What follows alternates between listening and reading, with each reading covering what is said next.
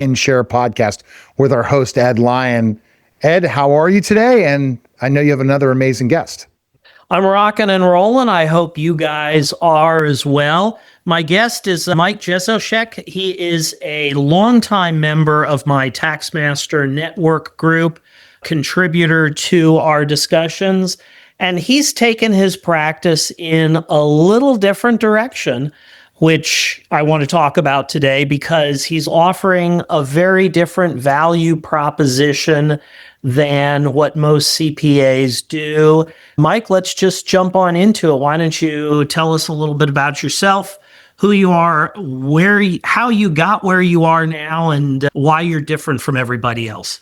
Yeah, Ed, thanks for having me, and super excited to be here. And yeah, I have a unique journey. Accounting was really my backup plan. And I started in being an entrepreneur at a young age.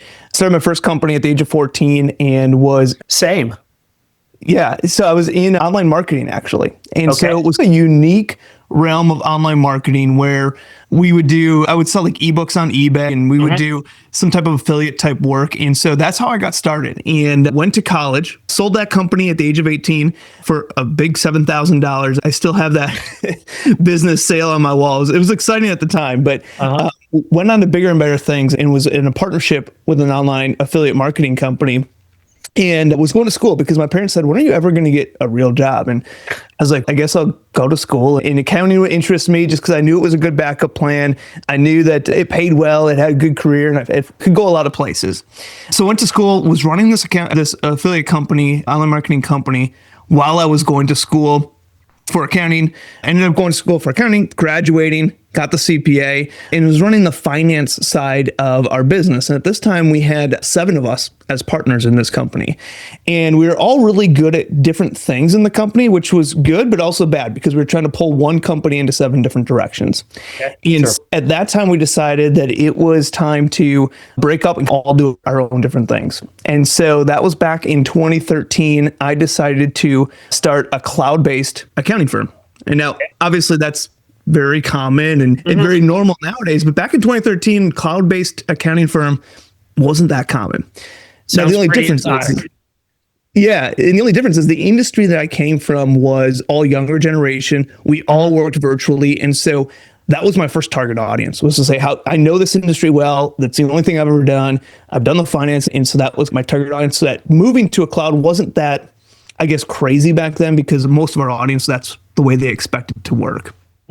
So started a cloud-based accounting bookkeeping, didn't do any tax work, referred all the tax work out and would just do accounting type work, and really fell into an issue. And this is really how we first connected, Ed, and how I've been around for so long, is really found into an issue where clients would come to us and say, Mike, I'm paying way too much in tax. How do I fix this? And say, let's go talk to the accountant that we referred them to, right?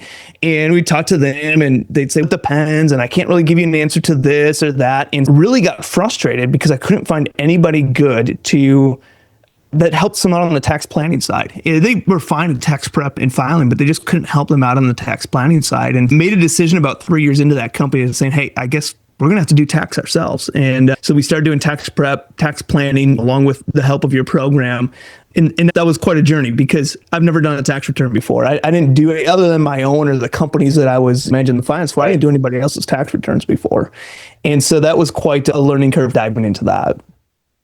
Sure. So for starters, what makes you different is you are an entrepreneur who became a CPA. You're not a CPA working with entrepreneurs. So you have that abundance mindset, selling a business at age 18. Yeah, the $7,000 might not be much, but how many other 18-year-olds did you ever meet in your life who had a successful business exit? Got to believe that number is 0. So it's a very different focus. You didn't decide that you were going to be an accountant. As an entrepreneur, you saw a need in the marketplace and realized you could fill it. Yeah, exactly. And so when we first started that accounting firm, I had a partner, and one of the partners from the marketing company that we came from came with me to start this accounting firm. And they were really good. They were not an accountant, didn't know the tax side, accounting side at all, but they were software developers. And so when we started this cloud-based accounting firm, we said, let's start a project management system for cloud-based accounting software or accounting firms, because there really wasn't much out there. There was project management software out there, but nothing specific to accountants. And so we had these two businesses where we had an accounting firm and then we had a software company that we were starting at that time. And when we started the software company, like I said, there was nothing on the market. It took us about 3.5 years to build what I would call the perfect cloud-based accounting project management system.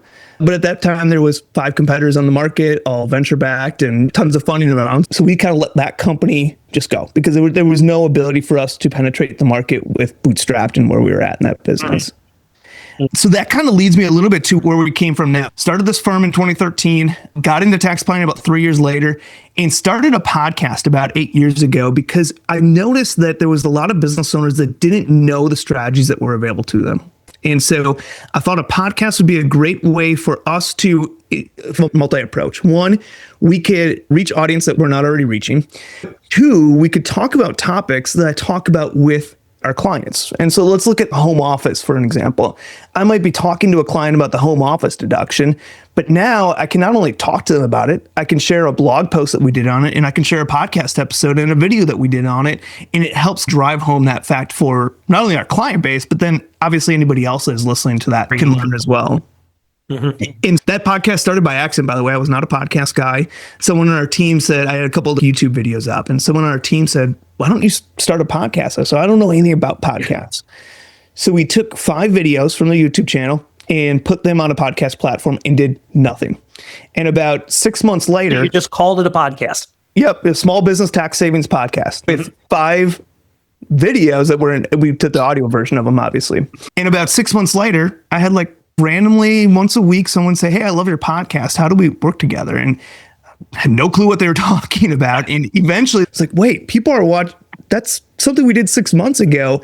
And that was just that kind of aha moment of saying, okay, we got to do this every week now. And so for about 8 years now, have been doing a podcast every single week, picking tax strategies and just blatantly talking through them, what's necessary to implement them. And most of what we talk about, I break tax strategies into core strategies and advanced strategies and this type of stuff. But most of what we talk about is what I call core strategies. These are going to be those ones that are not like a solar strategy or a charitable donation strategy. These are things like the home office, S corporation, hiring your kids, things that are any business, any size can implement. And that's just because it's easier to talk about, easier to walk through. I call those Main Street strategies. Yep, exactly. And so what I realized when I was talking to business owners about these types of strategies is that different CPAs would make it sound so complicated. I need to know all this in order to be able to help you hire your kids. And what I realized is that when I talk about a tax strategy, 90% of that strategy is the same for every single person. So hiring your kids, how to do it, what do you have to do it correctly? How do you dot your I's, cross your T's? How do you do all that correctly? Is 90% the same for everybody. And then there's that last 10%. So a plumber's going to hire their kid one way and a consultant's going to hire their kid a different way, or someone with an 8-year-old is going to hire it differently than someone with a 15-year-old. And so the point of our podcast was saying, how do we, instead of just putting fluff out there, oh, go hire your kids, get a tax deduction, pay no tax on it, and it's all flowers and roses. We said, no, let's get into the details, but let's get people 90% of the way there. So let's get people to that 90% of here's what you need to know. Now you're going to need to take that and tweak it for your specific scenario, but at least we're getting you 90% of the way there. Instead of you going to your accountant and saying, how do I hire my kids? And they say, it depends, and try to deflect and push you away from it. So you've got tools and resources that you can give podcast listeners and clients that they can actually implement the concept rather than, hey, have a short-term rental and pay 0 tax. Yep, exactly. So less fluff, more kind of action, but also there is that it depends is real, but it just depends on a little bit, not the whole strategy. And that it depends piece was obviously something they have to take offline. And so go ahead. Yeah, it's something that they have to take offline, and it's something that some people let it become a huge obstacle. I have met CPAs who will understand the 90%, but they will let the 10% it depends paralyze them and stop them from moving forward and not be able to give advice quickly and confidently. Hiring your kids is not audit bait, and you don't need to know 100 possible outcomes before you start presenting it to the 90 people who aren't going to have the oddball situations. Yeah, absolutely. And we started out saying, because we would get people that say, hey, I don't want to become an accounting client of yours, but I do love what you're talking about. I need a little bit more help. And so we built kind of an entry level package to our accounting firm. And obviously the goal of all this was to lead people to our accounting firm. But we built a package where we called it like a training program. At that point in time, it was called our tax minimization program. This is TaxElm. No, this was before TaxElm. Because TaxElm, I definitely want to talk about because that's a very different, very innovative approach. Yeah. So we built out this training program, and where people we would provide templates, downloads, everything to take that 90% and go the last leg. And people would come in there and they'd say, Mike, there's hundreds of strategies in here. I don't know what's relevant to me. And so we're like, that's a problem. How do we get to know what strategy specifically you should be doing in your situation? And so we were doing custom tax plans, and we started to see a trend, especially for these small businesses, say somebody making $50,000 to $400,000. We started to see trend based on how they answered questions. The plans started to look very different or very similar. So we'd say if then type statements. And I wonder if we can build a software around this. And so that's where TaxElm was born. It was basically our tax minimization program, but saying, okay, how do we step it up a little bit? How do we use software to help enhance this training program that we have into a real product, into a real life service? And in 2021, I sold the majority stake in my accounting firm and went full time in the podcasting as well as the software, which has now been around for 2 years.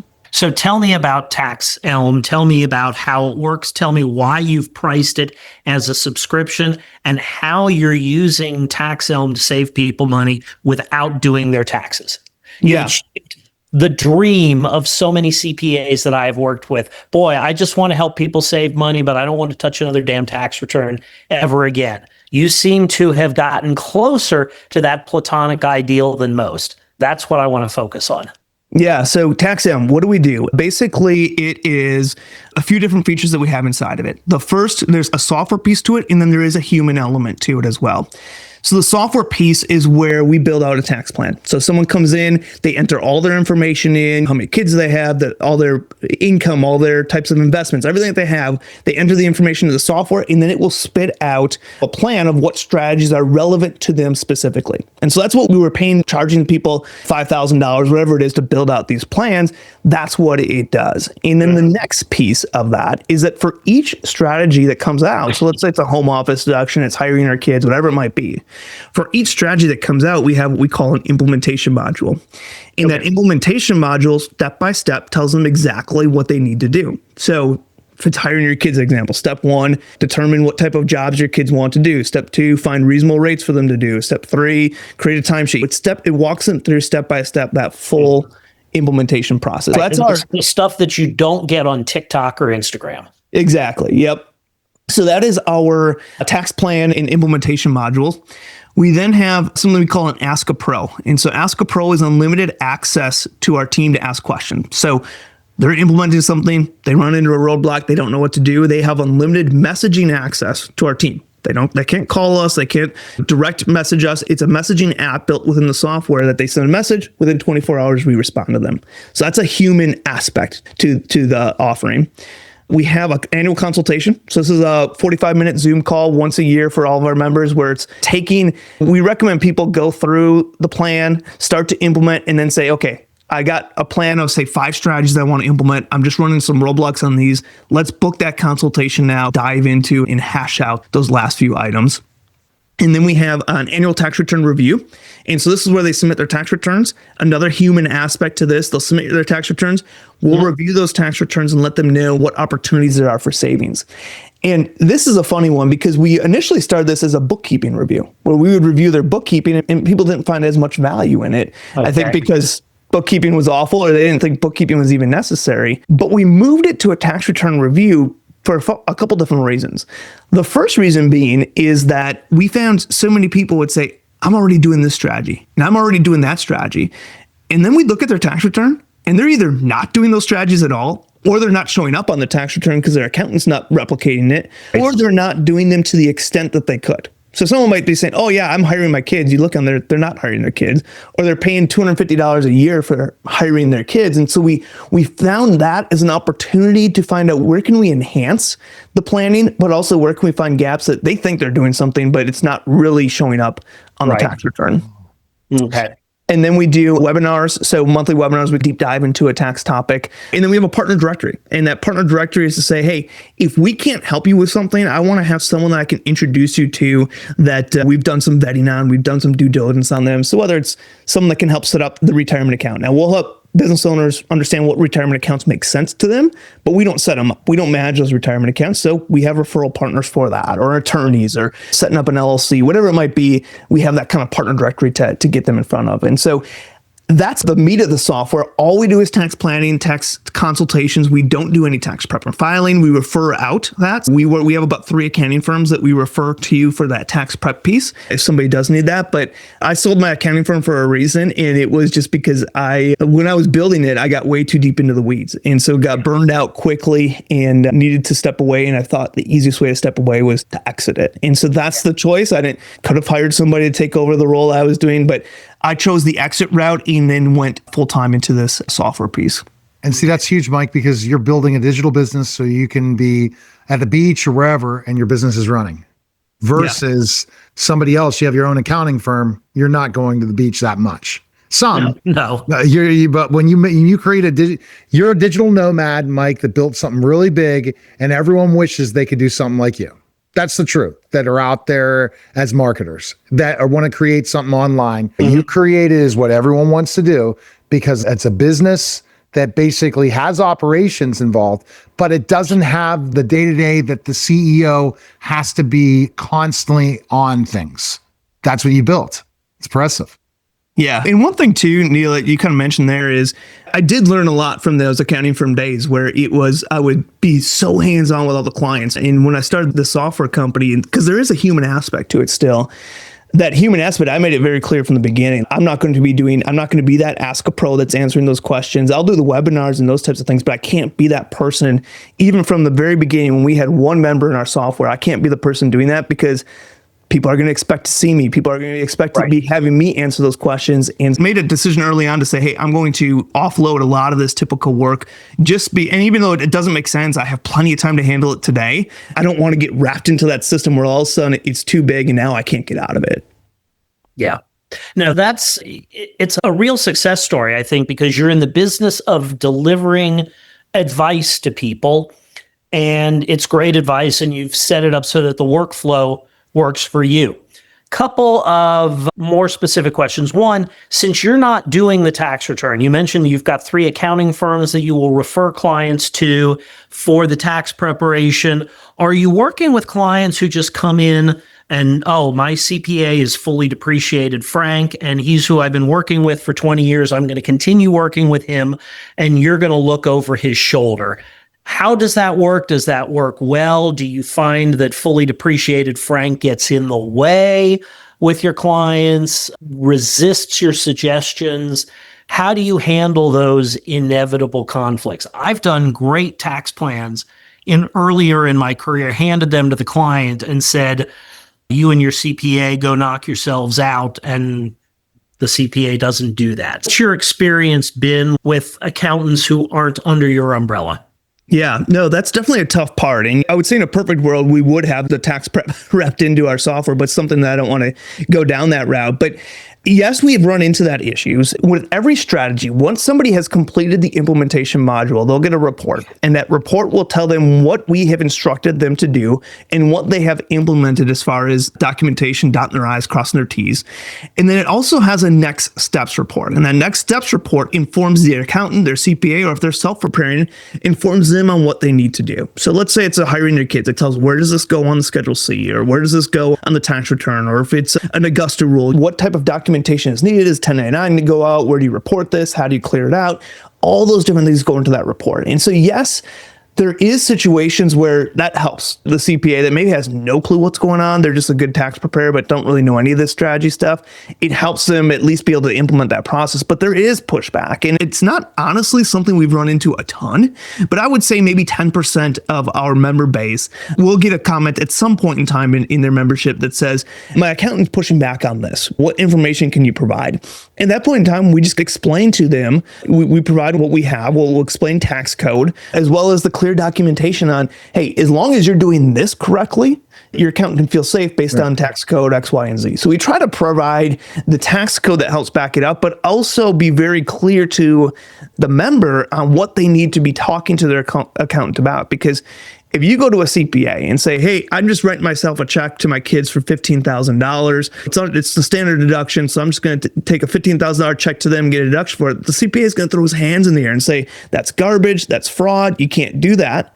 But if you go to the CPA and say, hey, little Susie has been doing X 5 hours a week of work and I'm paying her this amount that I found, and giving her all these documentation, the CPA is going to be much more adaptive to accept that. And so there is that communication area where the members need to take what they have learned and what we've instructed them to do and make sure that they're very clearly taking that to account in that way. So is there pushback? Absolutely. But we have found that with that practice, when there is pushback, at least from our knowledge, now we're not the one talking to the CPA. So I don't know if after we instruct them how to talk to their CPA about it, don't necessarily know what happens, but we've never had really back and forth conversation with members saying, oh, they still don't accept that. Usually we tell them how to approach it and they take it from there. Okay. Are there any specific strategies where you see more pushback or where you see them not being implemented properly? Yeah, I would say so. Like I said, what we talked about, I have what we call core strategies. I think you called it Main Street business strategies or whatever it might be. And then advanced strategies. And advanced strategies we definitely talk about within our software. And we recommend them. We bring partners on that talk about those advanced strategies. These are ones that are reserved for $500,000 or more in income. A lot of what you guys talk about here on the podcast is I'm a listener as well. A lot of those advanced strategies, I would say that's where a lot of the kickback starts to come because obviously those are... accountants are afraid of their own shadow. In those types of strategies tend to scare accountants more than others. But if I look at the core, so take those out and let's look at the core strategies. I would say Augusta rule is one that accountants are typically pushing back on. A little bit of a hiring the kids and what the process of hiring the kids looks like is one that gets pushed back on. Those are the main ones. I'm not finding like home office. I don't find accountants that are fighting with that, but that's the main structure for it. Other times we talk about like best entity structure setup. So we'll talk about having an S Corp holding company. If you own multiple businesses, have an S Corp and have partnerships that your S Corp owns and flowing through there. There's a lot of times that's not necessarily that the CPA is pushing back, but the CPA just doesn't understand. And so we're having to explain that structure to them or to the client who can then explain it to them. And so we're running through those growing pains, of course, and I still consider us a startup. We've only been around for 2 years. We started with what I call an MVP. We built the software in about 6 months, launched it, and just have continued to enhance it after that. Our next development is how do we build in a structure where we can bring team members into this as well, so where their CPA could have some access into the software, where we could be helping them out in different ways. And if the CPA wanted to refer people, that's an opportunity as well. Do you see other strategic partnerships with your software? With other people that are doing certain things in tax? Yeah, absolutely. We're continuing to evaluate and adapt in that area. And right now, we built the software for business owners. That was my intention goal. That is my sole provider of that. What I realized is that from my audience on the podcast, that's what leads a lot of the audience that we have, is that although business owners make up a vast majority of that, say 80% of my listeners, 20% are other CPAs, financial advisors, bookkeepers, other people in those areas. And as we were building out TaxElm, we got business owners that started to join us, but we also got a lot of those financial advisors that say, hey, I love this. How do I use this for my clients? And that's the piece right now where we're saying, okay, there's an opportunity there. That wasn't our initial intentions. That's not what we built this for. And I don't think it's our long-term, what we intend for this software to be for, but is there a way that we can help fill that gap? And so we're starting to explore what does that look like to have sort of an advisor portal in the software where an advisor can have access to it. They can add clients to it. They can be that middle person that's managing the software and then directing their client from the software. And so that is what we're in the development phase of right now, of what that looks looks like, and that will create another journey to go down and more issues that arise from that piece and everything else. But that's our next steps is in that area.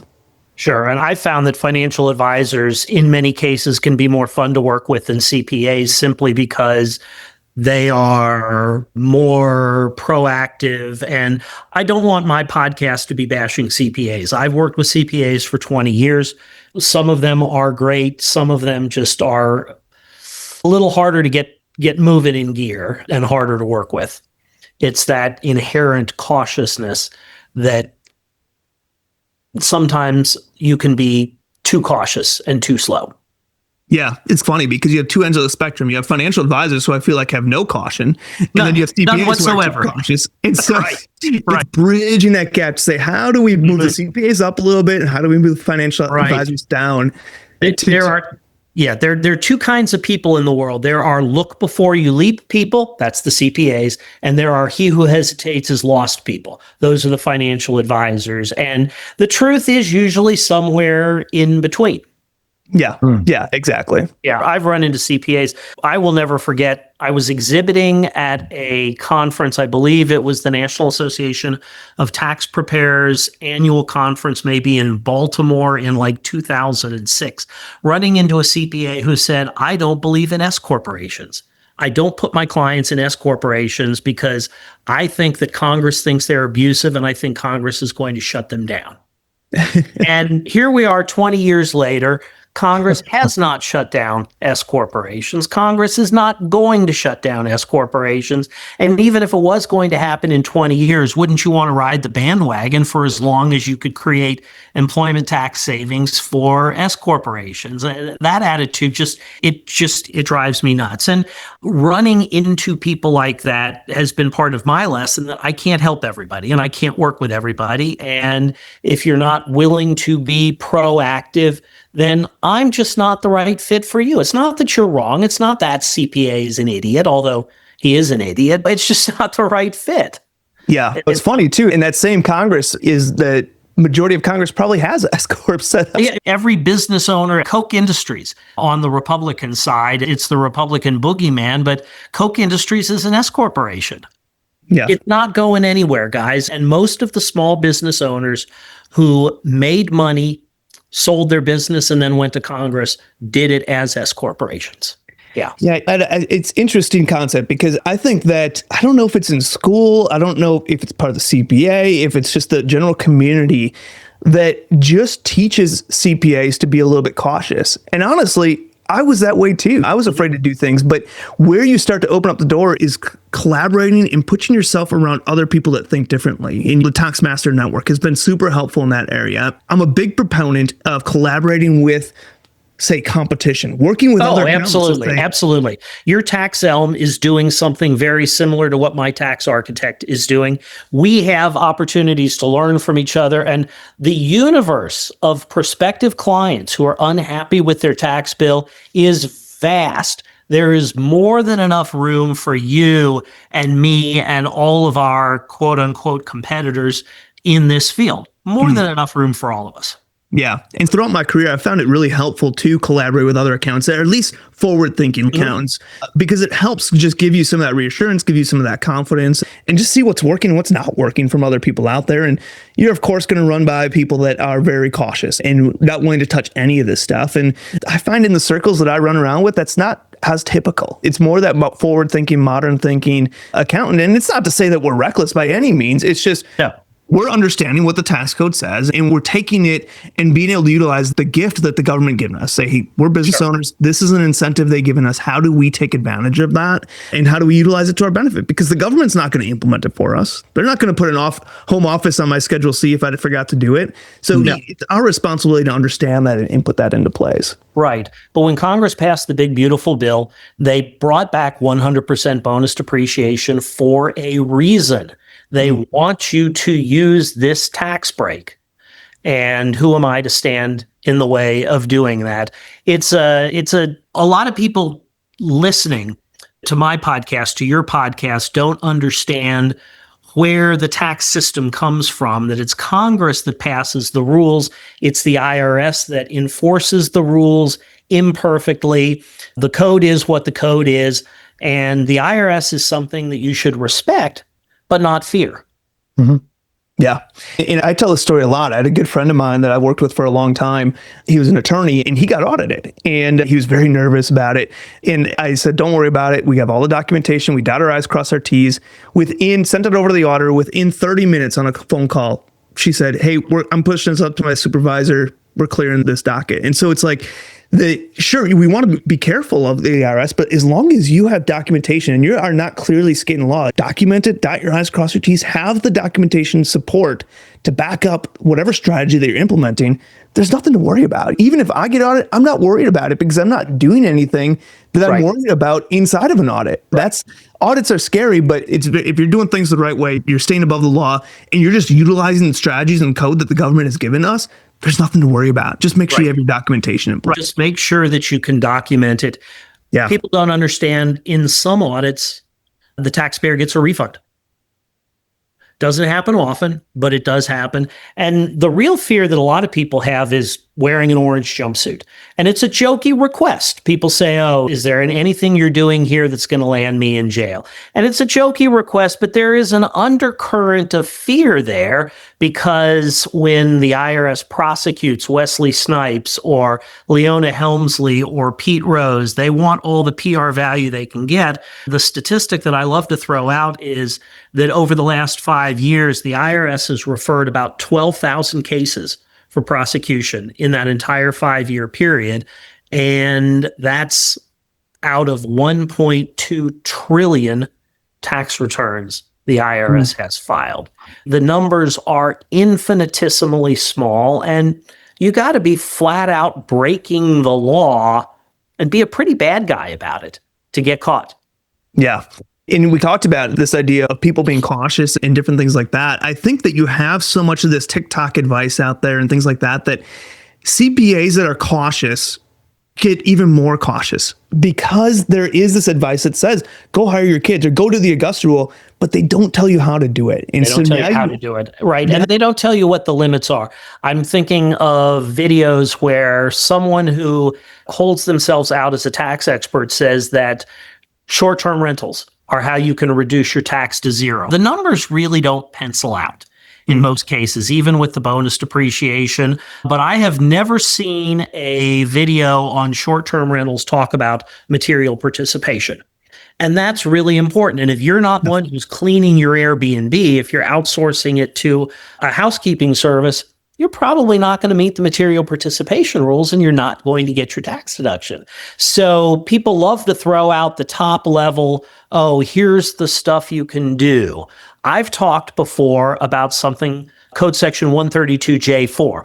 I'll ask an audience, how many of you have a swimming pool? People in the audience will raise their hand. I'll say, great, I'm going to blow your mind. 5 words: on-premises employee athletic facility. But then we talk about the requirements to actually qualify for the on-premises employee athletic facility. And you realize, okay, the IRS is aware of what's going on, and I'm probably not going to qualify. The headline is fun, but the reality is where your deductions live and die. It's the dotting the I's, crossing the T's. It's the 10% of documenting. Okay, you can't just write a check for the standard deduction amount at the end of the year to your 12-year-old and call it good. You've got to say, okay, how much is my 12-year-old working for me? What is she doing? Oh, she's managing my TikTok feed for my business. Great. What's that worth in the commercial market? What would I pay to get a professional come in and do that for me? And so that's the part you don't see on Instagram. The guy rolls up in the Ferrari and says, I made $7 million last year, and the Augusta rule is the best thing I've ever done. In the real world, that's simply not how it works.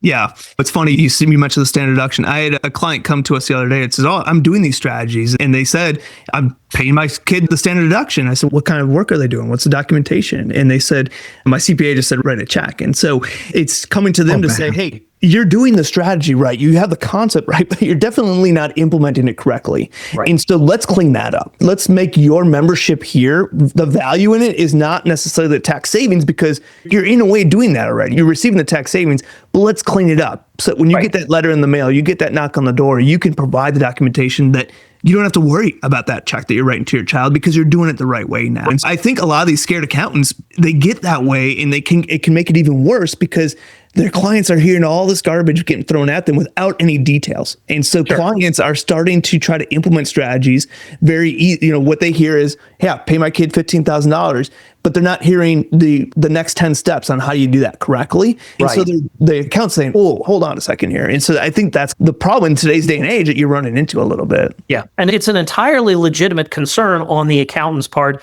particularly with all the misinformation.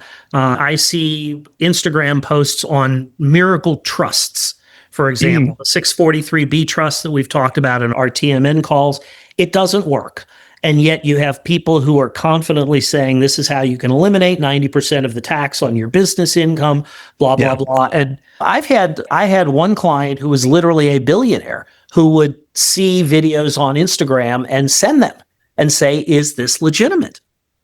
Smart guy, very successful guy, but prone to fall for the same misinformation that the rest of us can. The opportunities are there in the tax code.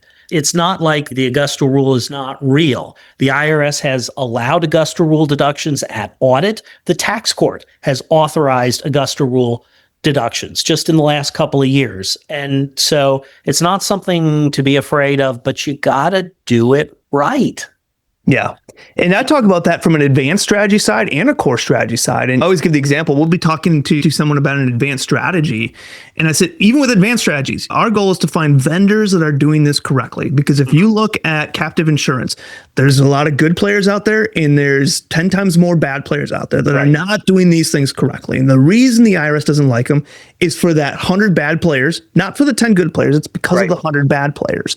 And this can go down as simple as a home office deduction. If you say that 90% of your home is your home office deduction, that's illegal likely. That's likely not probably not going to be the case. Yeah. So you have to dot your I's and cross your T's at every level of that spectrum, whether it's a core strategy, very basic, very simple, or you're looking at advanced strategies that are a lot more complex. And obviously, the more complex you get, the bigger numbers you get, the more you want to make sure you're working with a vendor that you believe is doing things correctly. So Neil, here's a lesson for us to emphasize, because you and I have talked on previous Lyon Share podcasts about specific strategies and the importance of documenting those strategies. So here we've got Mike, who is an entrepreneur at heart in a CPA business, doing things differently because he's not doing tax returns. Yet despite the fact that the wrapper is very different from what other tax professionals are doing, the core lesson is the same, that go ahead and take advantage of every tax break the law allows, but make sure you do it properly. Make sure you do it compliantly. Make sure you do it in a way that even a skeptical accountant can see that you're doing correctly. All right, one more question for you, Mike, before we close out today. Do you have a favorite tax strategy that you teach people? Is there something that's particularly valuable for you lately or that's resonating with people?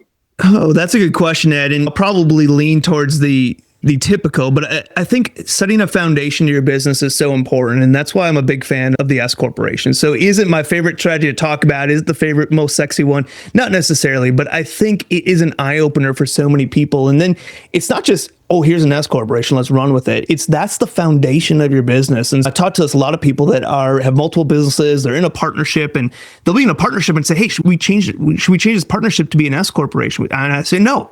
Let's, instead of changing that partnership to be an S Corporation, let's each partner in that partnership own their shares through an S Corporation. And then what can we do from that? Not only are we saving on the self-employment taxes, but now inside each of your S Corporations, you can do all sorts of planning that's affecting the other one. You want to buy a BMW versus a Toyota Prius? Okay, you can do that. It's not going to affect the other partner. Yeah, if you're 35 and your partner is 65, you've got different needs in life, and you can structure the S Corporation to accomplish those goals. Yeah, it's a basic building block, but it's so powerful and it's so easy to overlook. In a world of TikTok videos on exotic strategies, the S Corporation is a workhorse for nearly everybody. So I have a lot of guests on the podcast who are looking for business, and they're looking for all or nothing business. They're looking to take over the accounting, the tax preparation, the payroll, everything. You are in a different position in that you can work with people who are already working with. My brother-in-law is the accountant and I can't go anywhere else. So why don't you tell us where we can find you, and hopefully some people do that.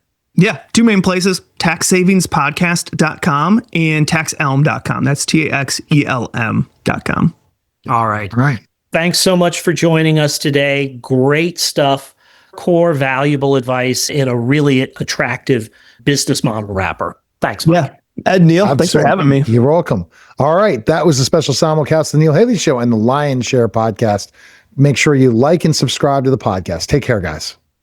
Thanks. Mike,